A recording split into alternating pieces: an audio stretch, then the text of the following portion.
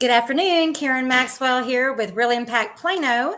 We are a real estate investor group located in Plano, Texas, and we meet in Addison, Texas on the Thursday of every month for great networking and real estate investing education. I have with us today Miss Gabby Lockhart from Wichita Falls. She's with Real Impact Wichita Falls and Real Impact Denton. She actually has two locations, her and her husband, Tim Lockhart. Gabby, thank you for joining us today. I'm hoping that Roger will be here. If not, we'll just talk about other stuff that we talked about this morning. So, okay, let me pull up some slides here. The first one is about Plano ID Exchange. That's what this call is. We do this once a month on the last Wednesday of every month at noon Central Standard Time. And what we designed this for was that Gabby and I have basically a mastermind talk every single morning, weekday morning when possible. We find that just collaborating together, sometimes we can often work out an issue that one of us is having with a client or with a property or in our business, in our life. And then welcome, Catherine. She'll be on in just a second. And so we decided we would start these Wednesday calls where we would talk with people about what works, solve problems by using our network and our experience. And so it's just our way of giving back. There's no cost to join. Anyone's welcome. You don't have to be in the Plano area. You don't have to be in the Wichita Falls area. But that's kind of where our niche group is. It's where our followers are from. Is typically in our area. Maybe they've attended our meetings before, or we've gotten to know them. I know Catherine and Terry, both that are joining us now, have attended our meetings, so we're glad to have them. They'll be on in just a moment. So we started this call last Wednesday of every month. And you can join us on StreamYard via the link that I emailed to everyone. And if you haven't received that link, you are welcome to reach out to me. And there's my email and phone number, 903-445-6023, or you can send me an email at realimpactplano@gmail.com. And you can also go back and watch these or join us via YouTube, where we go live, and we're live right now on YouTube. So hello, YouTube world. Catherine, your screen is yellow, hon. I'm trying to fix that. Okay. Okay, good. I'm so glad you're on board. We want to see your lovely face. Thank you. Terry, are you not joining via camera today? I don't know why it's not on there. Can you hear me okay? I can hear you just perfect, and I can also hear Catherine, but both of your screens are not, your cameras aren't on. Edit and headline edit. Okay, well, I'll try and work on that. You may have to leave to restart to start your camera and then come back on. I have stop cam and start cam at the bottom of my screen. So, but you may have to go out of the room and then come back in. Okay. Okay, so with Real Impact, like I said, we're a real estate investor training. We're a real estate investing group. We do mentoring and coaching, and we provide the quality education needed. And so the first and third Sundays of each month, we also have we go live on YouTube and some Facebook groups, and that's at 7 p.m. And then there's the QR code if you'd like to scan that, so you can be notified of whenever we do go live. If you'll hit the bell whenever you join it, whenever you've subscribed to our YouTube channel, which is Real Impact Network.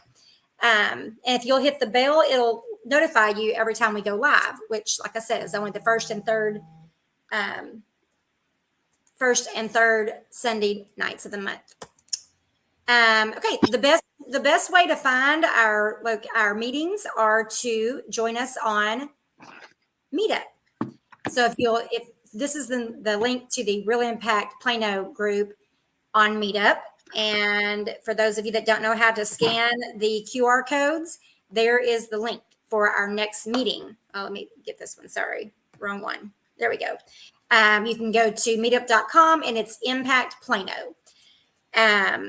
And then you can also scan that QR code, but let me hide that so that you can scan that QR code and follow that group, join that group on Meetup, and then you'll be notified as sorry, Jennifer from the office is trying to reach me, to be made aware of the upcoming meetings that we have.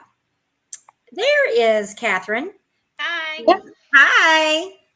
And then we have our next meeting for the Plano location we're going to have our very special CEO of Real Impact, Roger Pascal, and he's going to be launching he has an online course for his subject to training. Now, a lot of people have attended our in-person training, and with the advanced training for subject to, which is where we go over a lot of information in a short amount of time. We only have one day to teach people this special strategy. And so there's a lot of information that goes into that's poured into our attendees at these all-day trainings. So Roger has graciously put it in an online course.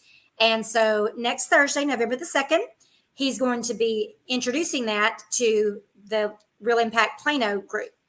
And he's going to be explaining how it works and what the benefits are.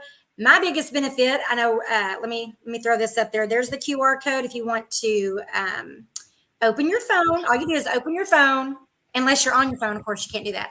But open your phone and point your phone camera at the QR code and let it scan. Don't take a picture of it, but just open your phone, point it at the QR code, let it scan, click the link, and that will give you all the information about the upcoming meeting. If you don't know how to use that or you're on your phone, that is the actual link to the event. You can also find me on Facebook. You can also call or text me or email me, and I will make sure that you get the information. But it is at Quest Trust at 14860 Montfort Drive. They're in Addison, Texas, which is North Dallas. And we start at 6 o'clock with networking, and then we wrap up about 8:30. So hope to see you guys there. Now, let me get all this taken off so we can get back to our lovely faces. All right. Oh, I need to add. Catherine. I'm sorry. Oh, there she is. Back to the screen. Let me take that off.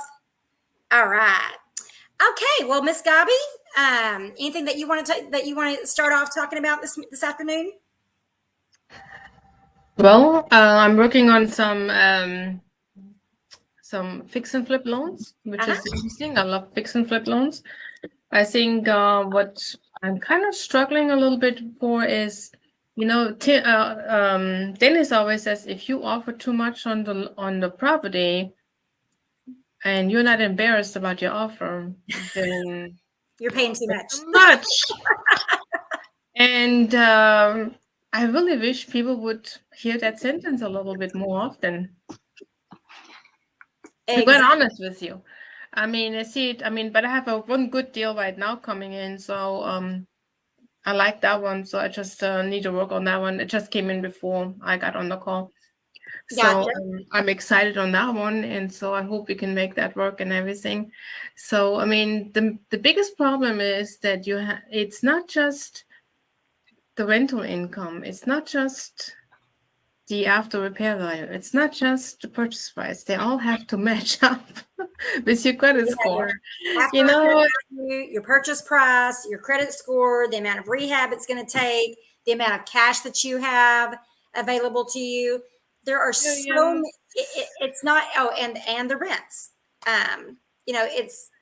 It's all over the place. There's so many factors that go into it. If you don't have this one, then you're going to pay higher interest rate, or you're going to pay more down, or you're not going to be able to take out as much. It's so, you and I talk about this often. This is a struggle. Yeah, it is a struggle. And I mean, the thing is, I'm sitting there and going like, how am I going to make this work? And then you and I, we brainstorm over it, and then we figure something out, but then something else is missing. Yes. And yesterday we had dinner with Tina and Wayne and Tim, and we have a property up in Brook Burnett, and Tina and Wayne, Tina said, well, Wayne, you should buy it. And then Tim said, I'm not going to sell it to you for retail. It's not as an investor thing. Okay, I'm going to sell it to you as much as worth it. And then she turned around and said, my mentor would be really, really upset if I would offer full price. Full retail. Right. Exactly. I wonder who her mentor was. Well, he was just giggling over there. And I said, and I told her, and I said, I turned around to her and I said, you know what? Can I get that on a recording? And I will play that to some people. She looked at me, I said, yeah, seriously, people are offering too much money. I mean, and she had a really good point. She said, it's either I make the money or the other person makes the money. And who do we want to Let me think about that. I want to make the money and not them. Yeah. I said, yeah, exactly. You know, it is what it is. And then the other struggle is anything below 100,000. I mean, I can barely get financed for. The house has to be at least 100,000. But I do have somebody now who does rent to own. I have financing now for a rent to own program. So I'm really excited on that one. So basically, we may do a few this in the next few months. So we'll see how it turns out. And I'm really glad Dennis has that rent to own program that we can put in place. And so basically, but the investor does want to hold it for 3-4 years. So it's basically like a tax write-off for them for the first 3-4 years. And so sometimes, but people need 3-4 years sometimes, but it's going to be your own. So I'm really excited on that part. That's great. And so, I mean, things are coming to place, a little bit more. And so I'm working on some other stuff that I cannot disclose yet. That's great. I can't wait to hear all about all that. Yeah, actually, I had a call this morning with Lydia about that, which got me on another subject that I really need to work on. And so I'm like, how am I going to find that out? Lydia was supposed to be here. Wonder where she is. She has a situation that she has to take care of. Yeah, and actually that is it's a difficult one. It really is, and I cannot talk about it because it's we did come to kind of a conclusion on it, but I'm not sure if that's the answer or not. So I'm going to have to do a lot of research on that one because it's part of my other subject that I'm working on. Well, that's great. Well, I can't wait. You're going to keep us all in suspense until we get to hear all about it. Yes, but I'm excited. Well, I'm excited too. I wanted to piggyback on your comment about the rent to own the rent to own program that Dennis offers. In case, for those of you that don't know, Dennis J. Henson is our founder, the founder of Real Impact. We have 12 locations from Oklahoma City all the way down to Waco, as far west as Wichita Falls, as far east as Longview, and a whole bunch in between.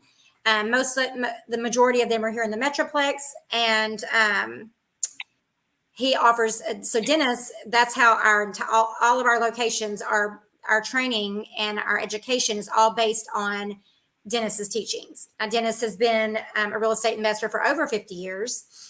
And so he comes equipped with the knowledge. And there's just no way. I remember someone here a while back was asking about training for analyzing deals. And I started looking into it and I was like, like you were saying, Gabi, the exit strategy and the individual investor borrower, everything is different for everybody. So there are some that are going to pay cash, so they're not going to have all the fees and the interest and all that tied into it, but they're using their own cash. But that person might evaluate a deal and analyze the deal differently than someone that is going to have a loan with a private money lender versus someone that's going to take a loan out with a hard money lender versus someone that's going to take out a loan with a bank. So because you have those carrying costs that you're going to have to take into consideration. You do, but the big problem also is if you pay cash, let's just go through the whole thing here. If you pay cash, you can overpay. Yep. You really can. I mean, the thing is, going through a bank or a lender or a broker or something like that, it can actually be a protection for you. Because they're going to make sure the deal is a good deal. Yes, and something that I have noticed is if I'm struggling or not struggling, but if I run into a situation that it really doesn't make any sense, it just You can't. People sometimes try too hard to make it work, to make it. Yeah, let me explain one example. One of my favorite examples that really happened. Okay, so this realtor really wanted to sell this property so hard because he felt like if he can sell this one property, then he can get a whole bunch more deals. And the client really wanted that deal. But because of circumstances in the past on the credit report, they only could go one way. So that loan program that we had to choose did not match the house. So the house could only go conventional, regardless. So I spoke with the price management company because I know the owner. And so we are talking, and he said, Gabby, there's something wrong. And that's just let it go. I said, but I could. He said, just let it go. But I could. So, and I said, okay, I'll let it go. Well, 3 months later down the road, I got a call from my client telling me, you know what? I am so glad we didn't buy that house. And I said, why? She said, the house fell apart. It fell apart. Mm-hmm. Literally, the house fell apart. Oh my goodness. And so since this happened, I'm always like, if something is not working out right, and there's so many obstacles Right. in between, then it might be a godsend that it should not happen. Right. I always say, if it's meant to be, it will be. Okay. Right. If it's meant to be, it will be. If that doesn't fit in, then just let it go. I'm dealing right now with a situation, and I'm about to make the phone call and go like, if they have that, they haven't answered my email yet. If they don't want to pursue with the right X, Y, and Z, there might be a problem that God is protecting you from. That's right. And sometimes you have to listen. And everybody's going like, why are they making them go like, they have a reason for it. And I'm gonna find out the reason. Believe me. I want to know why, because it doesn't make any sense to me. But I'm not an X, Y, and Z agent or whatever, Yeah. So the thing is, don't push too hard. If you feel like there's a lot of things coming towards you that does not work, then you may need to shift. Yes. You may need to. There are so many deals out there. Yeah. I'm working on several with a partner of mine that we just can't make it work, and I don't want to have to make it work. I don't want to get stuck with a property that I've overpaid for. So when we first looked at it, it looked really good, and then I really dug in deep on Friday, and my comps, I just couldn't get it to comp out where I needed it to. And so at that point, I let the seller know, which is a relative, and I said, I can't get to this part, but I can get here. And she said, no, we'll just keep it for that. I said, I totally understand, but just wanted to let you know. Guys, you have to remember the market is softening and the interest rates are high. So your buyer pool is not necessarily what it was, a year and a half ago. But that's fine. That's her prerogative. I made the offer. She rejected it, and we left it at that. But then I also turned it over to someone else that I thought might be interested. Someone that buys burnouts, and basically it's a tear down, which is really unfortunate because it's a great property. And he said the same thing. He said, I can't get anywhere near that. It's a tear down, and So then we have another one that, so at that point I said, I'm stopping working on it now. I made my offer and I moved on. I'm not going to keep trying to make it work. And then we had another one that was 7.5 acres. That one's potentially doable, but we've made our offer at 600. And if she doesn't take it, that's totally up to her. I told my partner, I said, hey, we've got to stop dwelling on these. We've made our offer. We know where we're at. They're asking quite a bit much. So we're going to have to just keep going with this, keep going with the other ones that are looking for offers, and stay focused on the ones that we can still get. So, don't, like Gabi said, don't try to make it fit. Don't try to, don't stress over it too much. If it's not a deal, it's just not a deal. It may be a deal for someone else, but not for your particular situation. So know how you're supposed to be analyzing your own deals for your own situation. Anyway, that's about it for that, I guess. Yeah, and don't buy it out of guilt. Yeah, Don't ever feel guilty about not buying. Don't. I mean, do your job diligently and then just really work it up. I mean, there's some good deals out there. I mean, like I said, this one deal that I just got before lunch. It's a good deal. I just have to figure it out now. And that's fine. I'm going to get it done and make it happen, So it's, but just don't force it. And I think sometimes we force stuff into place. Yes. And try to really see how we can make this happen. And that's when you really struggle. And that's afterwards, that's when you lose money on the whole thing. I mean, I had another deal. I thought it's going to be a good deal, but there was a struggle on it. And now we're finding out, there's a lot more to it than we thought it would be. Right.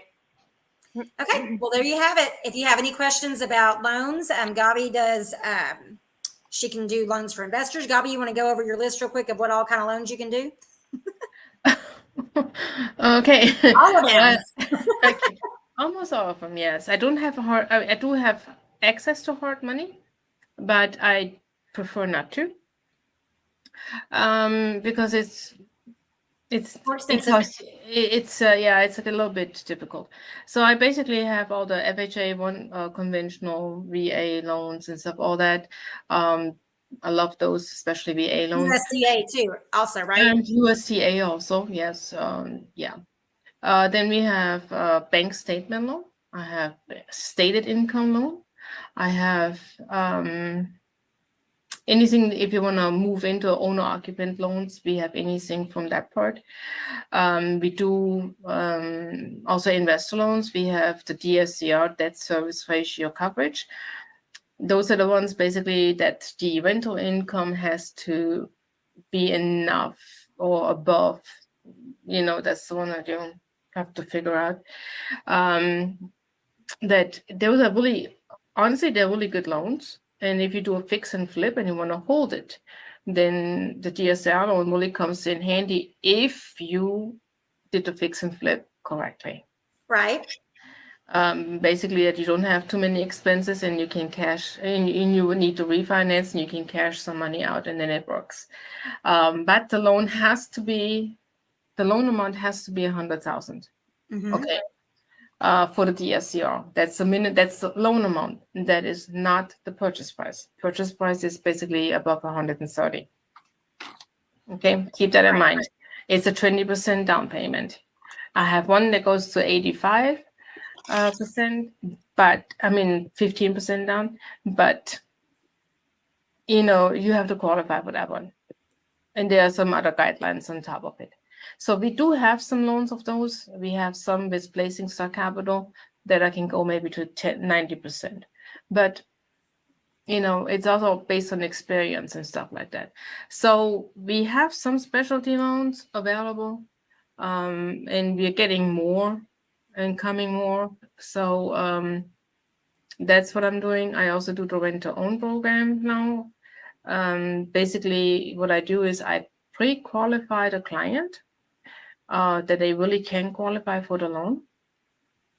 And if they need credit repair, then I put them in credit repair and I monitor that. So once a month, I'm getting a statement, an email saying, This is what we have deleted. This is what needs to happen. And this is what's going on. So the client gets that email and I'm being copied on that email. So they know I see what's going on. And sometimes I reach out if I see it's not doing the way it needs to go and have a conversation with them on it. It depends how fast we need to move. Then I have a call with them once a month and say, hey, this and this needs to happen. And I talk to the credit person also. We are in close communication and say, okay, hey, this is what's going on. Well, they're just not paying down the credit cards. Well, then I call them and say, yeah, if you don't pay down your credit cards and you're just using it and you're overdrafting it and you're over whatever, then you're going to need to get boxes. Yeah. Because then you're going to start boxing your house. You're not moving towards it. You're moving away from it. Yeah. And at one time, I mean, that was going on for 3-4 months, and I made a phone call all the time. And I said, okay, I got a report back. You are not there yet. You went back. You didn't move forward. What's going on? And then at one point, I said, okay, you're done. And she said, please, 1 more month. Please, 1 more month. Please, one. I said, I don't have a good feeling with you because you're not committed. I think you need to start getting boxes. She said 1 month. I said, okay, I will talk. But my advice is to stop it because we need to stop the bleeding for the client. And I explained that to them too. And we agreed for 1 more month. And then after that month, they really blew it. And because they listened to a family member who knows more about credit repair. And they told them they needed to use the credit card and overdraft and go over the limit. So just everything sucked down. So that was a great advice. And that advice basically turned into that we're going to get boxes. Wow. That is crazy. That's a crazy story. It is crazy. And so basically I'm very serious on it. And I do have that story and I tell them that story. And not to scare the heck out of them, but to tell them we are in business. Yeah. This is not we have to make money. This is how we pay our bills. This is business, and this is how we're gonna be working together. And this is not a social call. And yes, if I call, sometimes I may just call and say, hey, how are you doing? Or hey, congratulations, you're doing well. I'm not always calling for bad reasons. So I try to encourage people and keep them going too. But I'm not scared on the conversation that I have to say, yeah, now we need to get boxes. That's great. That's great. I mean, you have to have those conversations, But yeah. I mean, if I have one couple, I always call them and say, hey, congratulations, you're doing great, awesome, and I know how they work. So I mean, because I have that relationship with them already.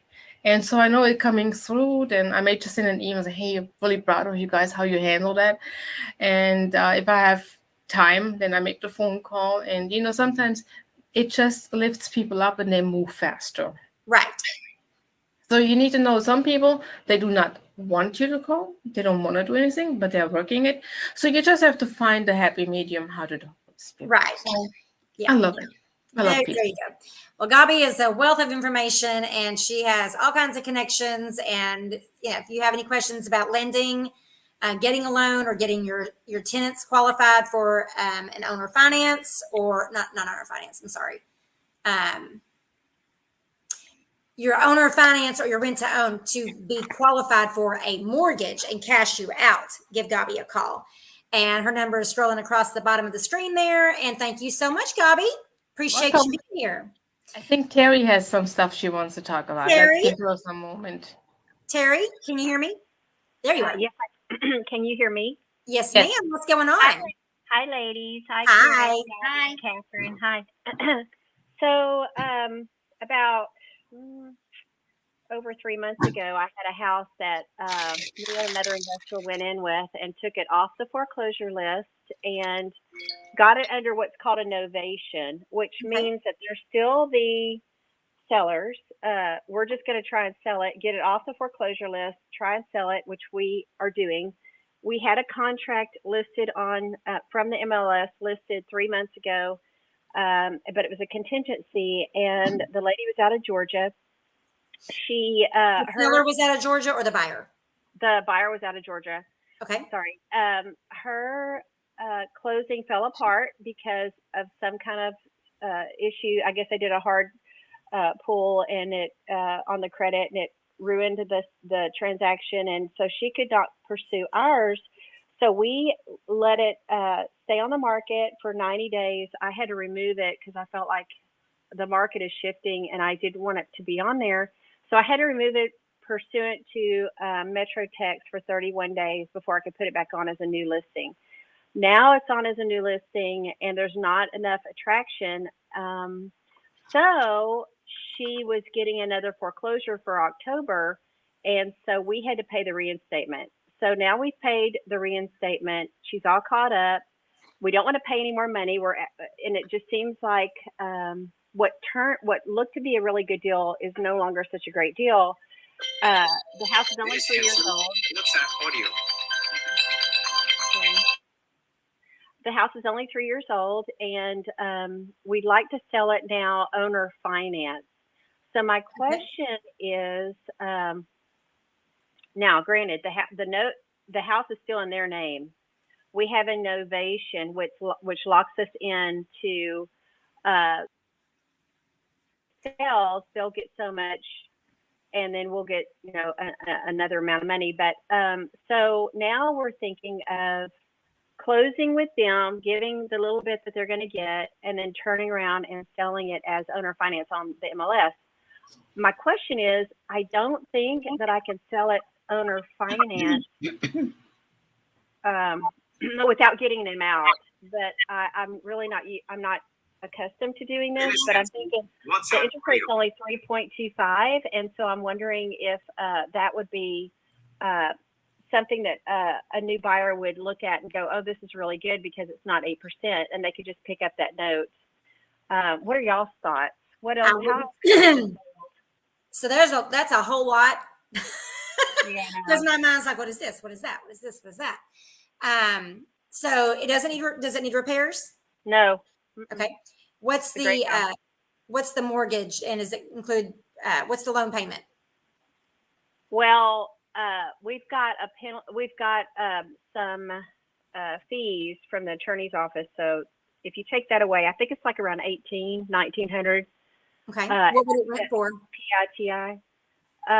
Well, I mean, everything is shifting. So, it might be just right at 2,100. So not much cash flow, but you're looking at, without giving too much information, what city is it in? Waxahachie. Okay. So that's a growing area? I mean, I know Princeton is. So Princeton saw a drop of about $100 a month in rent rates, and that's where I live, but the value has gone up. So we did soften last year, not only the market, but the rental rate, or not that last year, but this year. The rental rates have also softened in some markets. So, okay. So about 1,900 and about 2,100 rents. And then if you, I would have to do so much more like analyzing that, but I know you're kind of in a time crunch. She's not, you've already caught the payment up, and where is she going to go? Oh, they've already moved and they're in a rental. That's no problem. It's empty. Yeah, it is. And you're making the payment. Yes, and I'm sick of making these payments, and now we got fees on top of it. So our amount that we were going to get is diminishing. So now we're thinking about just paying them out what is a fair amount that still due them, and then just owner financing it. Yeah, but that means we need to get them out of the picture, so that we have to now close to be able to own and owner finance with their note in place. Does that make sense? Yes. So your question earlier about the 3.25 or whatever the low interest rate, if you were to owner finance it, you would not owner finance it for the same interest rate. You would owner finance it at a higher price and a higher interest rate, and their payment would be obviously higher. and then it would cover your mortgage payment. But Yeah. I threw on the screen here, Emilio with TL Global. They actually, if you have an owner finance buyer, they will actually buy the property, pay it off, and then owner finance it to that buyer. But there are a few hoops you got to jump through, and one of them is that you have to be a realtor, an agent that is registered with them, because there are certain things like that you can and cannot discuss. And Gabi can attest to that as an RMLO. Like, you can't promise interest rates, you can't promise estimate the payments. Like, there's a bunch of stuff that legally you can't do. And so you have to get registered with them. And they do a class. I want to say it's on Wednesdays, weekly on Wednesdays. From what I remember, it's been about a year since I talked to him, but it was a really cool program. And it was a way for the investors that couldn't sell the property. Whenever you list a property, that is like one of the main questions you get. Will you owner finance? Will you let me make payments? Will you let me do this? Will you let me do that? And if I'm an investor and I need to sell it to cash out my lender, then I don't have that option. But if you had an owner finance buyer that had I want to say it's 15 or 20, I can't remember. Just ask Emilio. Very nice guy, very knowledgeable. They're here in DFW from what I remember. Yeah, 469. So he's here in DFW. Give him a call and just run your exact same situation by him, explain it to him, and see if he has any options. Okay, I appreciate that.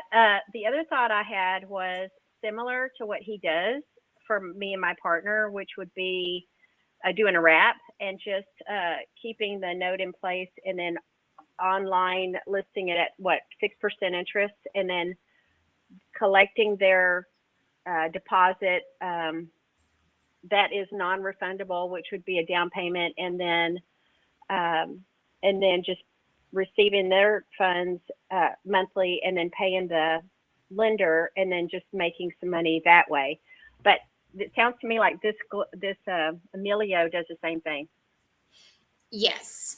Okay. He does. But I want to caution you, because I'm not an RMLO, and that's exactly what we've run into in the past. I know that the laws have gotten tighter. If I'm an investor and I'm selling you a house with seller financing, I can charge you what I want because you're an investor and you should know the risks. But when you're selling to an end buyer on a wrap with owner financing, then you have to be very careful, because you cannot tell them how much their interest rate's going to be. Right, Gabi? Is that right? To use an RMLO who can do that, but there's another caution on that part, because the RMLO has to know if they could qualify for an FHA and or conventional loan.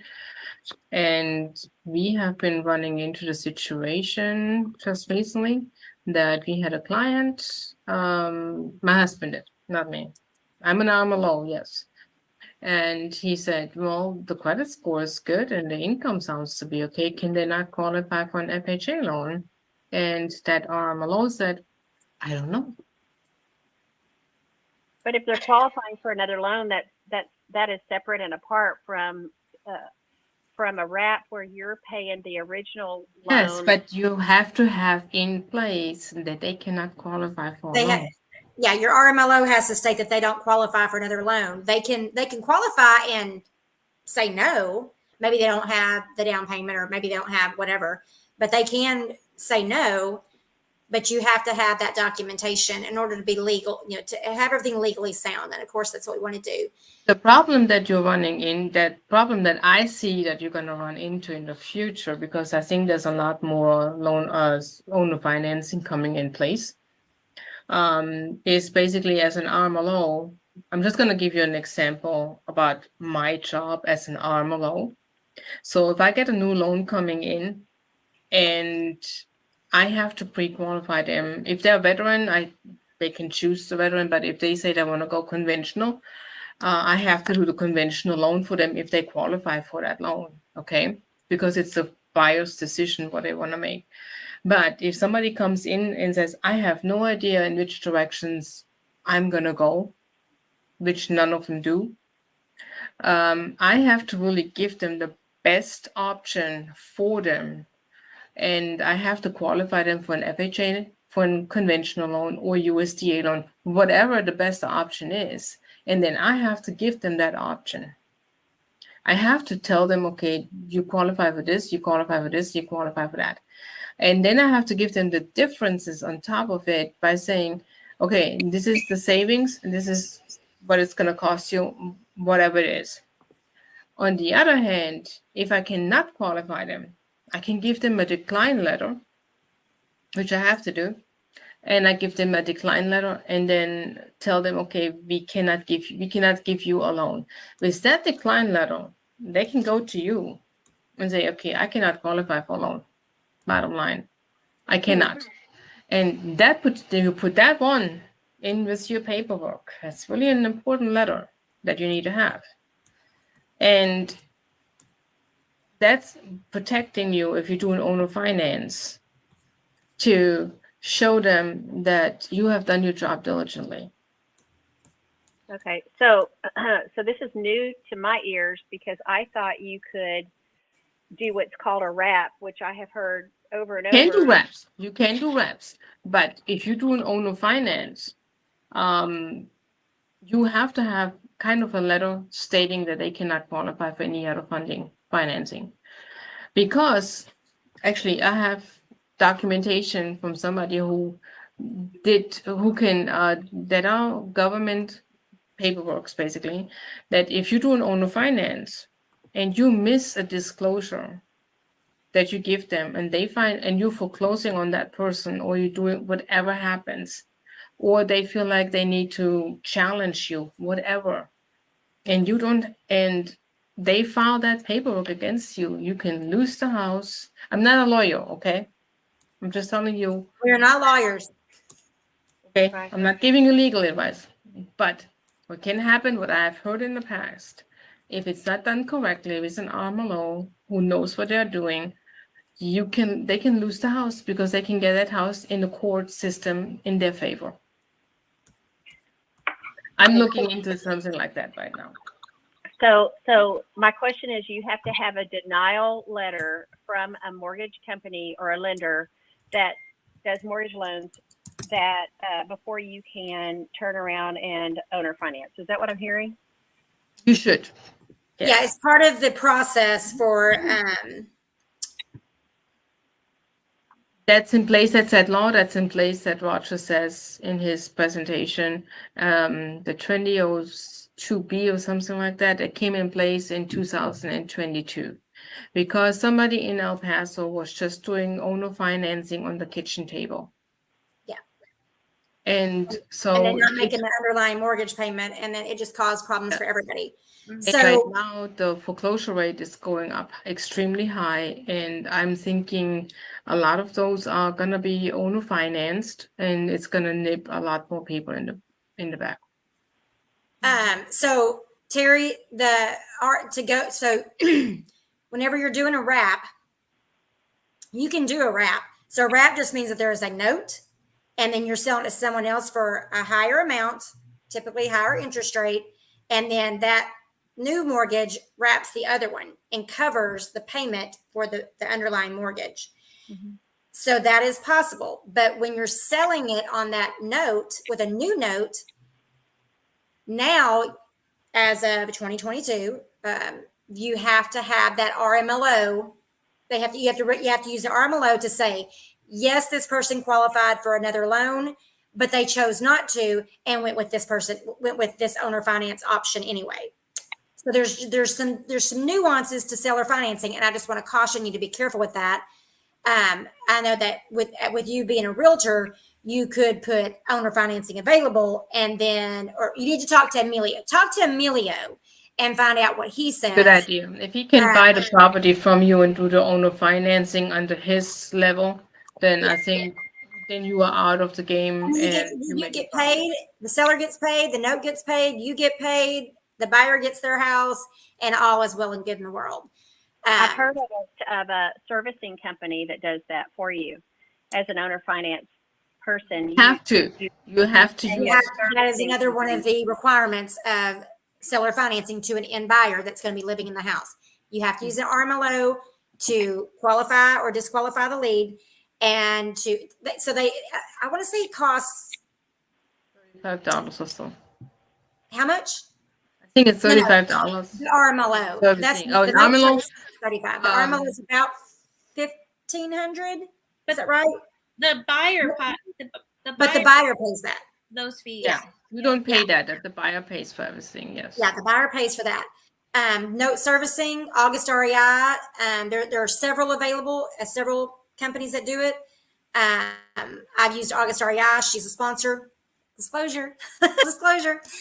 But it's about $35 a month, depending on which company. Some are 25. Some. Oh, did I freeze or did y'all freeze? You froze You rose. briefly. So 25, 35, 45, somewhere in there, but 35 is about the average. And they collect the payment and then they send the underlying note payment. Well, I don't do that. I prefer to be in charge of that. I want to make sure that payment's getting made, even if my end buyer is not making the payment, because that can cause a problem as well. So have August REI or have your note servicer send the money to you, and then you make sure that payment's getting made, even if you're not getting the payment, which is another ball of wax. But yes, they can collect the payment from, if I sell a property to Gabi and she's paying me $1,000 a month and my underlying mortgage payment is $550, August REI receives Gabi's payment, sends the $550 to the bank, and then sends the difference to me. So I'd be making $450.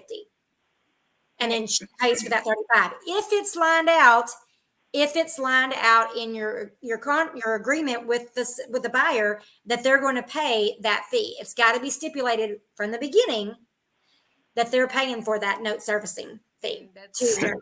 You have to put that in the loan estimate. Everything has to be in the loan estimate, and then you have to have everything in there. You have to give them the different scenarios. And I mean, I'm going to get some money. Okay, Yeah. well, thank you for that information. I did not know about a denial letter, and I'll definitely research that.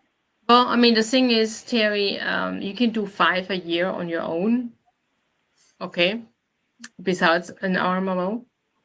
That's one of the guidelines also that you I was do. thinking it went down to 3. But why wouldn't you want to just use the RMLO when the buyer? I mean, Is paying for the it. buyer's going to pay for it anyway, and they're going to keep you on the level with the law and make sure everything is done properly. Catherine, the problem is that you have to have an RMLO that knows what they're doing. That's true too. Well, the RMLO that I'm working with, she used to work with Amy Sayer at August REI. I really like her. Are you using Mindy? I'm using Carol Ussery. Okay. I know Mindy Henderson is an RMLO. I don't know Carol. So Carol's at a Flower Mound. okay. Always ask the question, could they qualify for an FHA loan, and see what response you get back. Yep. Okay. She's very upfront with me. She's like, with one applicant in particular I'm thinking of currently, she said he can totally qualify for conventional financing, but he wants to take you up on the seller financing. I'm like, okay. That is fine. He can bring his own financing. I'm fine with that too. It's his choice. Right. So, Catherine, if he has a deposit or a deposit of 15 or 20% down, like you normally have to do to a lender, does the RMLO company get that deposit, or does that go to you? No, the RMLO only puts the loan package together. You still have to do a closing either with an attorney or a title company. The down payment goes to whoever's going to be your escrow agent, whether that's the title company or the attorney who's handling the closing. And then once you close, that money goes to the seller. Yeah. Okay, So your RMLO is what is it? Residential mortgage loan officer? Originator. Okay, so your RMLO is just seeing, does this person, there's like a whole packet. They do a whole bunch of different things. Does this person qualify for a loan? Yes or no? If no, okay, please proceed. If yes, these are their options. They chose you anyway, so you get you're going to do this loan with them. and then it goes through the title company just like everything else. The down payment goes into escrow, and then at closing, you're going to receive that down payment, and then your buyer is going to pay whatever out of their pocket, whatever was agreed upon. They're paying for their RMLO. Hopefully, you have all this, their RMLO, their note servicing, their closing cost. Are you paying your closing costs, and they're paying their closing costs, just like in any other real estate contract that I'm sure you've written up dozens or hundreds, but it's no different. You're still getting that. Now, if you're using a note servicing company, that doesn't take effect until the note closes. So the note closes, that goes over to August REI or whoever your note servicer is, but you still get your money. And then when they make their first payment, it goes to the note servicer, and the note servicer sends the payment to you, your portion of the payment to you. Yep. Yeah. Okay. And so the deposit, whether it be 15 or 20%, and I'm not talking about earnest money down on a contract, but a deposit, that would go to me if I was, or my LLC, if I was holding the note and going to wrap it, right? The down payment, and it goes to you because you're the seller. Yeah. So I'm the seller now. I'm the new seller. You're the seller, and it's just going to be a transaction as normal. Whatever you're selling, you're going to get a down payment, and then basically the loan amount is going to be, if it's $200,000 and they put 20% down, then basically you get $40,000. Okay, so the RMLO company is nothing but helping them qualify to get a new note, and then they have the choice of going with the owner finance that I'm allowing them to do, or go with a new note. Is that right? Okay. Essentially, they also are going to make sure that person that's a viable note. Let's say I wrap it to I owner finance it to Sally the seamstress, and Sally the seamstress has just gotten a huge lump sum back pay on whatever. She got a lump sum. She has $30,000 sitting there, but she doesn't make enough money to qualify for a mortgage. And she's probably going to struggle making my payments, even though she has this hefty down payment.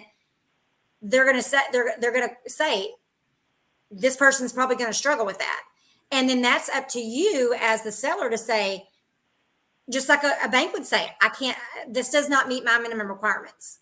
Does that make sense? Just because they have money doesn't mean they can afford it. And then you might end up foreclosing in 6 months. And then you got to go through that process, and you're not going to get the money that you're supposed to be getting monthly, and you're out the money for foreclosing and the time, and you're still making that other payment. So that's another thing to look at, is the purpose is for them to make sure that they qualify for your right. Yeah. Okay. Well, because that's a job of the RMLO to make sure that they can qualify. Even the only thing that they may not qualify is the debt to income ratio, or because they have something on the credit. Yeah. Okay. Yeah. So Right. that's the only reason why they could not qualify for the loan. But if they cannot, let's say they have a whole bunch of student loans, okay? As an RMLO, I have to calculate for doing an FHA loan or conventional, I have to calculate in a certain percentage of the student loans. You don't have to calculate that in, but to protect you, you may want to calculate something in, or at least get a statement from them how much their monthly payment is going to be when it's not deferred anymore. So you have a better understanding on that part. Or you see that they're going to have maybe a pay raise coming up in 2-3 months or in a year, that okay, they have been working with this company for 10 years now. Next year, they're going to get a pay raise of $2,000 that they have already in writing. But me as a loan officer, I cannot use that as a future income because it's not guaranteed. But Right. you can use it as a guarantee more because you can be more lenient on that part. So that's how that's going to be. Basically, it's you're going to get recommendations from that loan officer, I hope, on what they can do, what they cannot do. And I'm really glad that Mindy does that, saying, hey, they could qualify for a conventional loan, but they chose not to because for whatever reason. And that's fine. They don't have to. And but that is what you really need. So I would see if Catherine can give you that number for Mindy. I can. She uses I Carol. have Carol Hussery. Carol Essery. Yeah. I will connect you two in a text so that y'all can discuss that. Terry, I'm anxious to hear how this goes. Are you back in the States? Are you off vacation yet? Yes, I am here for a while. So yes. Good deal. Good deal. Are you going to be able to make it to next Thursday night's meeting with Roger as we discuss the Subject 2 online course? Yes, I just RSVP'd and I Awesome. have it on my calendar. Yes, ma'am. Awesome. Well, I look forward to seeing you then. Thank you. So, All of y'all. yeah, for sure. Well, I look forward to hearing an update from you and from Gabi and from Catherine. Catherine, anything going on with you? I know we don't have much time left, but anything going on with you that you need any help with or excited about? This was helpful. Thank you for having me on the first call for me. Okay. I didn't realize this Oh, was it was not too painful, was it? Oh, I don't know. You owe me. No, it wasn't painful at all. This was helpful, and I put Yeah, Carol. I'm gonna get you a pickle. What about that? No, thank you. that's your passion. I like sweet. I know, that's why I said it. I know. Sorry. I put Carol Ussery's phone number in the chat. Terry. I wonder if she would mind if we put it on this video. No, I don't think she'd mind at all. That's her work number. I can put her email as well. She's very straightforward. I've known her for over a year, maybe more than that, maybe 2 years now. But she's very straightforward. So I learned recently that she used to work with Amy at August REI. So that was a bonus. I was like, oh, wonderful. You know, it's funny because at some point in our lives, when we're working on something or when we're doing a certain job, then we decide we like just this part, or we find something else that has to do with it. And then we move into that section, into that field, if you will. But the knowledge that you have from this one is still valuable. Yeah. You know?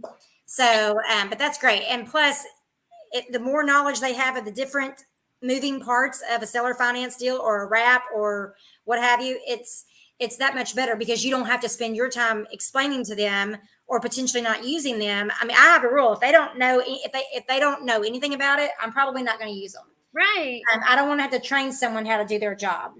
Well, also for me, speaking as I have never. This will be the first time that I'm selling a property on owner financing. So as somebody who's, new to it, I want to work with somebody who's got experience doing it and knows what they're doing so that if I miss something, they're going to catch it. I don't want to have to do their job and mine when I'm still learning. That's not a good plan. Right. Yeah. For me, it's like whenever I start hearing about a deal, it's second nature to start thinking of all the different potential exit strategies and such. And then I want to say, what's the easiest, fastest, that's going to make me money? But then you're like, okay, like for example, the deal that Terry's talking about, she could sell that to Emilio and then he could sell it to the buyer with owner financing and she could cash out and everybody would be happy. But that's just a one-time lump sum of money that she's made. And hopefully it'll be good lump sum of money. But if she is able to figure it out where she can buy the property and hold it and become the bank and then just collect that money and then make her payment, then that would be a good option for her to start building that portfolio. Terry, if you can figure it out, could you do a rent to own? Well, I enlighten me on that because I thought Texas law you could not rent to own. Yes, Rent to own is not. You cannot do lease option. Okay, got it. Okay. Two totally different things. So dang it, we're out of time. But at the top of the show, Gabi said she was thankful that Dennis offers the rent to own program. Well, I think we have a course coming up on that, an online course coming up on that. But this is the thing. I had a client that used Dennis's rent to own program. he got sued because she moved out. They had to evict him. They had to evict her. Then she sued, but he won the eviction case based on his lease and got to keep her deposit because she broke her lease. And then she sued him. That was thrown out. Now she's appealed, and I'll give you all an update next month. I just found out or heard that if she doesn't win, then the money that she paid for the bond in order to appeal goes to the owner for the amount that he was awarded in the judgment. So I've never had anyone appeal one, so I didn't know that was a thing, but I'm excited to find out how that went. And this was all based on the rent to own program and lease. So the one thing, let me just say one thing. All the paperwork that Dennis does has gone to lawyers. Yeah. And that's why they're standing very strong. And my other tip is, like Dennis says, if it's in bold and or initialed, that gets special credit. The judge looks at that. You can't say, oh, I read it, but I signed it, but I really didn't read it, or I didn't understand it. You're literally initialing every single thing that has anything to do with the rent that you understand, that you are renting to own. You're responsible for all repairs. This deposit is non-refundable because you intend to purchase the property. Blah blah blah blah blah. I mean, it's a good lease. And like Gabi said, these have been either created by attorneys or looked over and discussed with the attorney, tweaks made. I took this particular rent to own lease to our attorney, and the attorney looked over and he actually said, can I have a copy of this lease? And Dennis has a story that he took it in front of the judge, and the judge looked over it, and the judge said, can I have a copy of this lease? Because it's just so ironclad. It covers everything. And so anyway, that was a great, yes, you can do rent to own, but lease option is more, you can still do lease option, but you have to give them the option every 6 months to buy the property. So yeah, there's some more guidelines with it, but the big thing is basically you have different options and different criteria to pay attention. Rent to own is an awesome option. So keep that in mind as well. Okay, dear? Okay. Thank y'all very much. One thing, if you could rent it to own with someone that wants to go through the owner finance procedure, if they qualify in the future, and then they could rent it. That way you can go ahead and get someone in and start making payments and charge them that hefty down payment deposit for the property, and then get them covering your mortgage. Right. Mm-hmm. Okay. Good. Yeah. All right, dear. Good luck. Thank you. We'll see you guys back. Our next one is going to be, let me look at the date. Are we going to run into the holidays? Let's see. Yeah, I think so. No, it's a week after. It's the week after. So we'll see you back on Wednesday, November the 29th at noon Central Standard Time. And we'll see you guys then. Thank y'all for joining. Thank you. Catherine, I'm going to give you a call here quick, okay? Me? No, Catherine. You're going to call Catherine. I'm going to connect. There's a number. I'll make sure I text Emilio's number to Terry. Yes. Okay. All right. Bye, guys. Bye. Okay, bye. Bye.